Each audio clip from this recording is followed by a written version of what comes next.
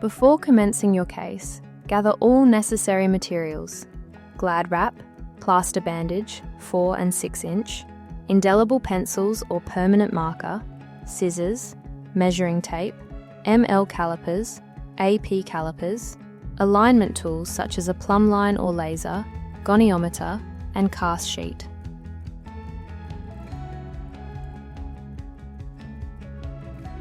Conduct a thorough subjective and objective assessment including ROM.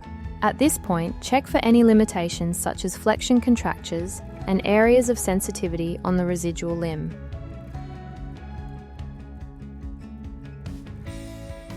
To measure for the appropriate ALPS liner size, take a circumference of the residual limb 6 cm from the distal end. As a general rule, size down from your measurement.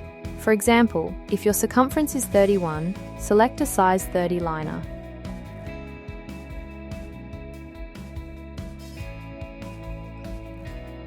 Casting liners are useful for this stage of the limb building process. ALPS have casting liner kits appropriate to each liner type. In this case, the ProFit is the appropriate prescription. To don the liner correctly, invert the liner, placing the gel in direct contact with the distal end. Roll proximally, avoiding any air pockets or wrinkles. Ensure that the gel interface is in full contact with the limb. For locking liners, make sure the liner's distal umbrella or cap is properly seated, as this will be your distal reference point for suspension and alignment.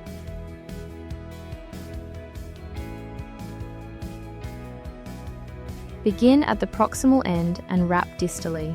Avoid excessive tension, which can distort the limb shape or compress soft tissue.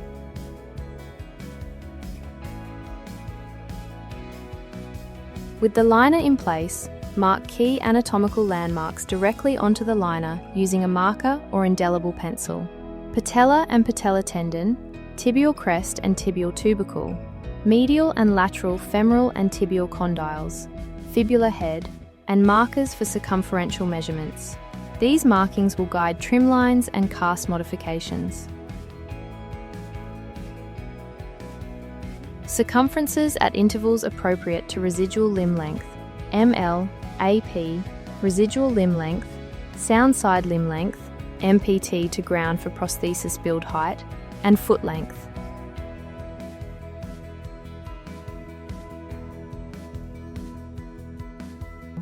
Use plaster or elastic bandage, depending on your preference. Begin at the proximal end and wrap distally. Avoid excessive tension, which can distort the limb shape or compress soft tissue. You may prefer to use an AP slab before the circumferential wrap. Ensure enough bandage is used for limb coverage, and smooth plaster in the same direction that you wrapped. This ensures the bandage stays firm on the limb. Be sure to maintain the limb in neutral alignment or relaxed flexion.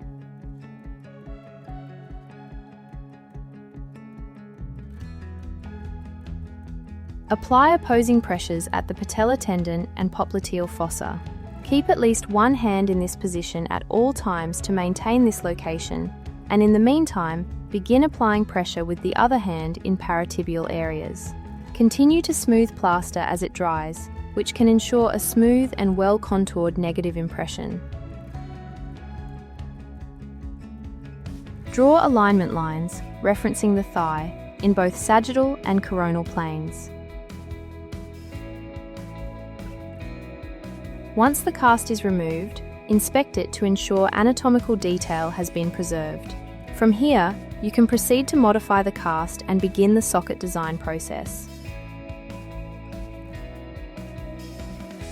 Before you begin, make sure you have the following tools ready: positive model or cast of the residual limb, surform, round and half round, calipers, measuring tape, sand screen, indelible pencil, and cast sheet, ALPS liner model and thickness. Use an indelible pencil to mark the following landmarks. These should be consistent with the marks during casting: patella, patella tendon, tibial crest, tibial tubercle, fibula head, hamstring relief, popliteal area, distal end center, and circumferential marks.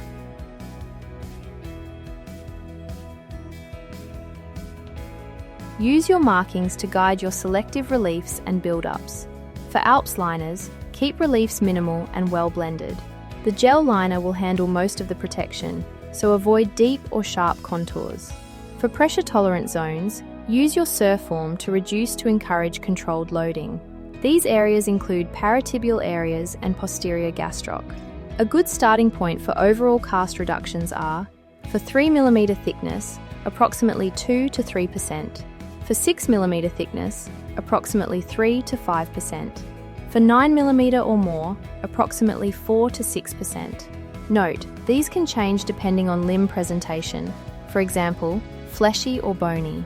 These percentage reductions should be calculated from the circumferences taken on the residual limb itself. Check your measurements periodically to ensure your modifications are tracking towards your goal. To avoid losing your indelible marks, hammer a nail into the plaster, remove it and bleed the pencil into the hole.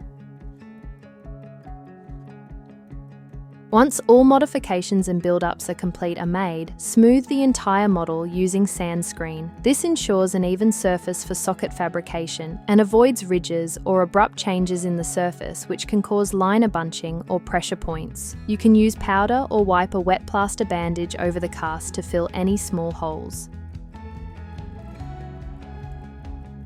Draw your trim lines on the cast, which is now ready for the next stage of prosthesis fabrication.